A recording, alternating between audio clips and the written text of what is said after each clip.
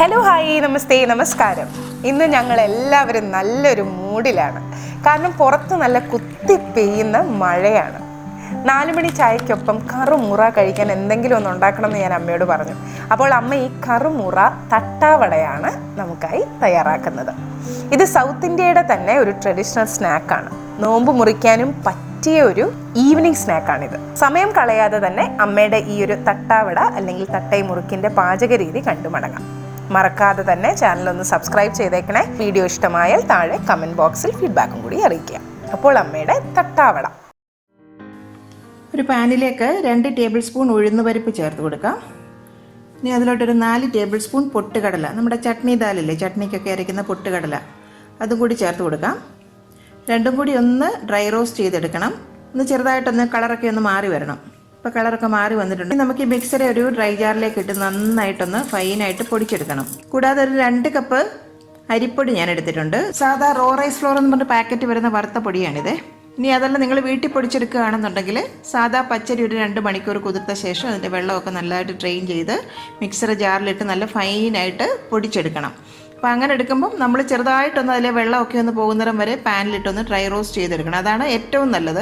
ഇതിപ്പം പാക്കറ്റിലെ പൊടിയൊക്കെ ആകുമ്പോൾ നമ്മൾ വറുത്ത് തന്നെ കിട്ടുന്നതല്ലേ, തന്നെയല്ല അതാകുമ്പോൾ എല്ലാവരുടെയും കയ്യിൽ ഉണ്ടാകുകയും ചെയ്യും, പെട്ടെന്ന് നമുക്ക് തയ്യാറാക്കി എടുക്കുകയും ചെയ്യാം. ഇനി അതിലേക്ക് 1 ടീസ്പൂൺ കായപ്പൊടി ചേർത്ത് കൊടുക്കാം. ആവശ്യത്തിനുള്ള ഉപ്പും കൂടി ചേർത്ത് കൊടുക്കാം. 1 ടീസ്പൂൺ മുളക് പൊടിയും കൂടി ചേർത്ത് കൊടുക്കാം. ഒരു 10 കുരുമുളക് ഒന്ന് ക്രഷ് ചെയ്തെടുത്തിട്ടുണ്ട്, അതുകൂടി ചേർക്കാം. 1 ടേബിൾ സ്പൂൺ കറുത്ത എള്ള് അതുകൂടെ അതിലേക്ക് ചേർത്ത് കൊടുക്കാം. ഇനി നമ്മൾ ആ മിക്സർ ജാറിൽ പൊടിച്ചെടുത്ത കടലപ്പരിപ്പും ഉഴുന്നുപരിപ്പും കൂടെ ഇതിലേക്ക് ചേർത്ത് കൊടുക്കാം. നട്ടില്ലേ, നല്ല ഫൈൻ പൗഡറായിട്ട് പൊടിച്ചെടുത്തിട്ടുണ്ട്. സ്പൂൺ കൊണ്ട് എല്ലാം കൂടി നന്നായിട്ടൊന്ന് യോജിപ്പിച്ചെടുക്കാം. 2 ടേബിൾ സ്പൂൺ കറിവേപ്പില നല്ല തരിതരിപ്പായിട്ട് ചെറുതായിട്ട് അരിഞ്ഞെടുത്തതാണ്, അതും കൂടി ഇതിലേക്ക് ചേർത്ത് കൊടുക്കാം. 2 ടേബിൾ സ്പൂൺ ബട്ടർ ഒന്ന് ചൂടാക്കി അതും കൂടി ഇതിലേക്ക് ചേർക്കാം. ഇനി 2 ടേബിൾ സ്പൂൺ കടലപ്പരിപ്പ്, അതായത് സാധാ കടലപ്പരിപ്പ് ഞാനൊരു അരമണിക്കൂർ വെള്ളത്തിലൊന്ന് കുതിർക്കാൻ വെച്ചിരുന്നതാണ്. അതിലെ വെള്ളമൊക്കെ മാറ്റി അതും കൂടി ഇതിലേക്ക് ചേർത്ത് കൊടുക്കാം. ഇനി ഒരു 5 തൊട്ട് 8 അല്ലി വരെ ആകാം വെളുത്തുള്ളി അതുപോലെ നല്ലവണ്ണം കഴുകി തൊലിയോട് കൂടി തന്നെ ഒന്ന് ക്രഷ് ചെയ്തെടുത്തിരിക്കുന്നതാണ്, അതും കൂടി നമുക്ക് ഇതിലേക്ക് ചേർത്ത് കൊടുക്കാം. ഇതിപ്പോൾ ഓപ്ഷനിലാണ് കേട്ടോ. ഇപ്പോൾ ഹിന്ദുസിനൊക്കെ ആണെന്നുണ്ടെങ്കിൽ നമുക്ക് ജന്മാഷ്ടമി, ദീപാവലി അങ്ങനെയുള്ള ഫെസ്റ്റിവൽ ഡേയ്സിലൊക്കെ നമുക്ക് വിളക്കത്ത് വെക്കാനായിട്ടൊരു പ്രസാദമായിട്ട് തയ്യാറാക്കുന്നതാണ് ഈ തട്ടാവട. അപ്പോൾ അങ്ങനെയൊക്കെ ചെയ്യുമ്പോൾ നമ്മൾ വെളുത്തുള്ളി അതിൽ അവോയ്ഡ് ചെയ്യണം. ഈ ഒരു സ്റ്റെപ്പ് അങ്ങ് അവോയ്ഡ് ചെയ്യണം. നമ്മളങ്ങനെ വിളക്കത്തൊക്കെ വെക്കുന്നതിനകത്ത് നമ്മൾ വെളുത്തുള്ളി ഒന്നും ചേർക്കാറില്ല. ഇനി അതെല്ലാം ഒരു ഈവനിങ് സ്നാക്കായിട്ട് നിങ്ങൾക്ക് കാപ്പിയുടെ കൂടെയോ ചായയുടെ കൂടെയൊക്കെ തയ്യാറാക്കുകയാണെന്നുണ്ടെങ്കിൽ വെളുത്തുള്ളിയും കൂടെ ചേർത്ത് തയ്യാറാക്കി നോക്കൂ. അപ്പോൾ ഇതിങ്ങനെ ചേർക്കുമ്പോൾ നല്ലൊരു ടേസ്റ്റാണ്. ഇതും കൂടി അങ്ങ് ചേർത്ത് കൊടുത്തിട്ടുണ്ട്. ഇനി കൈ കൊണ്ട് നന്നായിട്ട് അങ്ങ് മിക്സാക്കി എടുക്കാം. ഇനി അതിലോട്ട് കുറേശ്ശെ വെള്ളം ചേർത്തിട്ട് നന്നായിട്ട് ഇതൊന്ന് കുഴച്ചെടുക്കണം.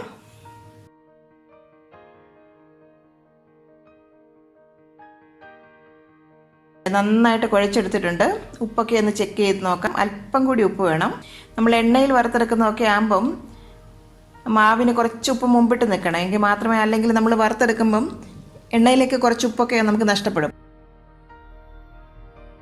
ഇതിപ്പോൾ നല്ല സോഫ്റ്റ് ആയിട്ടുണ്ട് കേട്ടില്ലേ, അധികം കട്ടിയുമില്ല എന്നാൽ തീരെ ലൂസുമല്ല. ഈ ഒരു പരുവത്തിൽ വേണം കുഴച്ചെടുക്കാൻ. ഈ ഒരു പരുവം വേണം. നമുക്കൊന്ന് കയ്യിൽ വെച്ച് പരത്തിയെടുക്കാവുന്ന ഈ ഒരു പരുവം. ഇനി നമുക്കിതൊന്ന് അടച്ചു വെക്കാം. ആദ്യം തന്നെ കയ്യിലൊന്ന് എണ്ണ തൂത്ത ശേഷം ഇതുപോലെ ചെറിയ ബോൾസാക്കി മുഴുവൻ മാവും നമുക്കങ്ങ് റെഡിയാക്കി വെക്കാം. നമുക്ക് പെട്ടെന്ന് തന്നെ പരത്തിയെടുത്ത് എണ്ണയിലേക്ക് ഇട്ട് കൊടുക്കാനും എളുപ്പമായിരിക്കും. പരത്തിയെടുക്കാനായിട്ട് ഞാനൊരു സിപ്പർ ബാഗ് എടുത്തിട്ടുണ്ട്. അതിൻ്റെ 2 സൈഡ് ഒന്ന് കട്ടാക്കി എടുത്തിട്ടുണ്ട്. 2 സൈഡിലും എണ്ണ ഒന്ന് തേച്ച് കൊടുക്കാം. കൈ കൊണ്ട് ഇതുപോലെ ഒന്ന് സ്പ്രെഡാക്കി കൊടുക്കാം.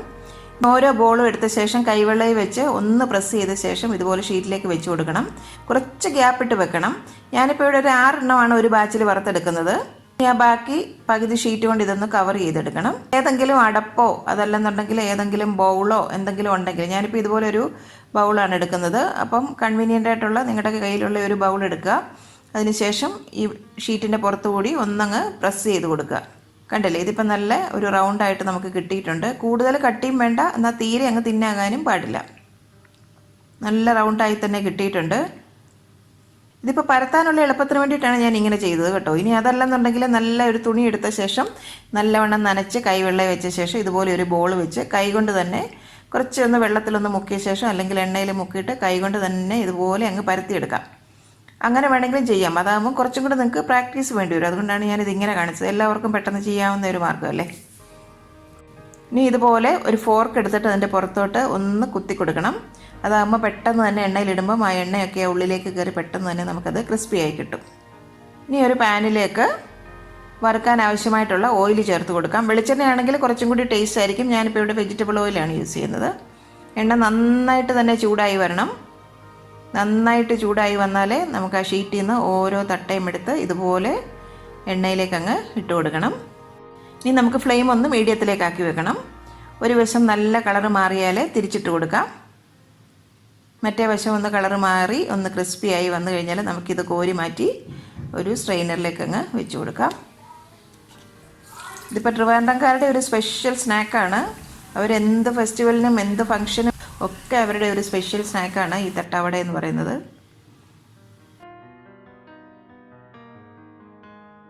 അപ്പോൾ അടുത്ത ഒരു ബാച്ച് കൂടി നമുക്ക് ചെയ്തെടുക്കാം.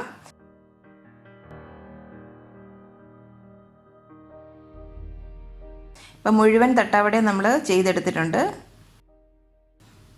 ഇപ്പോൾ ഈ 2 കപ്പ് അരിപ്പൊടിയിൽ ഞാനൊരു 50 തട്ടാവട റെഡിയാക്കി എടുത്തിട്ടുണ്ട് കേട്ടോ. അടുത്ത ഒരു 4 മണി ചായക്ക് നിങ്ങൾ തീർച്ചയായിട്ടും ഇത് തയ്യാറാക്കി നോക്കണം.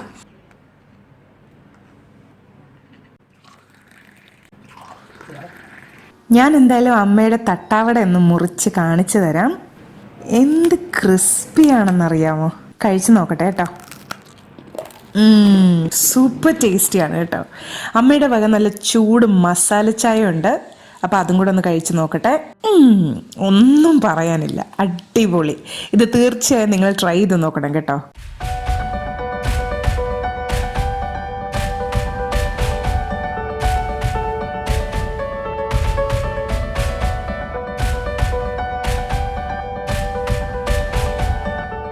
അപ്പോൾ അമ്മയുടെ ഇന്നത്തെ ഈ റെസിപ്പി ഇഷ്ടപ്പെട്ടു എന്ന് കരുതുന്നു. ഇഷ്ടപ്പെട്ടാൽ വാട്സപ്പ് ഗ്രൂപ്പിലും ഫേസ്ബുക്ക് പേജിലും ഫ്രണ്ട്സിനും ഫാമിലിക്കും ഒക്കെയായി തന്നെ നിങ്ങൾ ഈ റെസിപ്പി ഷെയർ ചെയ്യണം. ചാനൽ സബ്സ്ക്രൈബ് ചെയ്യാത്തവർ ഒന്ന് സബ്സ്ക്രൈബ് ചെയ്യണം. മറ്റൊരു ഇൻട്രസ്റ്റിംഗ് റെസിപ്പിയുമായി ഞാനും അമ്മയും ഉടനെ തന്നെ വരും. അതുവരേക്കും see you, tata, good bye.